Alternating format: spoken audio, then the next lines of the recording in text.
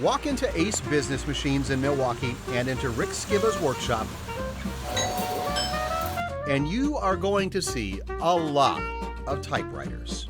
I stopped in to see if this old warhorse still had any life. Your belt's not turning, it's right here. Okay, I can see it. There it goes.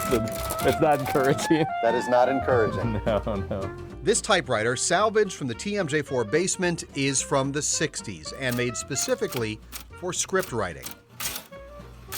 Which means John McCullough at Hinshaw may have used this typewriter Sure. writing a script back in the day. Easily, yeah. Well, that's all the reason not to throw it out then. Rick would know about not throwing things out. His shop is full of typewriters from every era. Probably my oldest one would be this one from the 1870s. That's the oldest one I've got, yes. And it's a unique one because when you hit a key, it strikes from the bottom, so it prints on the bottom. What makes this machine even more unique is the keyboard. This came out long before the standard QWERTY keyboard we know today.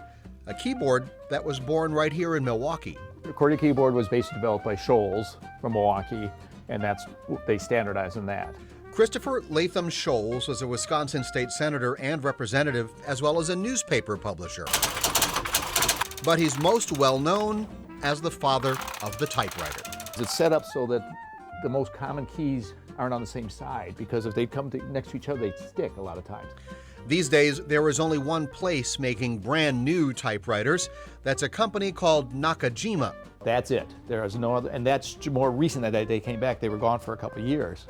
So people who love their Loyal Royals and King Coronas keep calling Rick with requests to keep their old keys clicking. Who has a typewriter today? Most businesses actually still have typewriters. Instead of having maybe 10, 20 of them, they'll have one or two. Why? But it's usually a form, file folders, labels. Printers don't like labels. Yeah. They peel off. If it peels off into these things, it's a lot easier to get them out. As good as Rick is at keeping things running, he knows some things don't last forever. There's not enough business in just typewriters. I mean, we do a lot of other things. That's the only way I stay in business. Rick has expanded over the years to service and supply printers and copy machines, but it's all just to delay the inevitable. This shop and the art of typewriter repair in Milwaukee will someday end. Kind of the last man standing in the area. I think I'm the only one in Milwaukee full-time that works on typewriters. So what happens when you retire? If they can find me, I will probably still fix them on the side. Okay. So you got to find me where I end up going. I'm not sure yet at this point because I still have some time. Rick is a master at keeping things running long past their peak. So when he tells you it's time, he knows what he's talking about. This thing is not going to last any longer. I'm sorry, this one is really not good. I think we'd be spinning our wheels to try and do something with this at this point. It's definitely seen better days, and Sorry, yeah. Ghost of McCullough, wherever you are.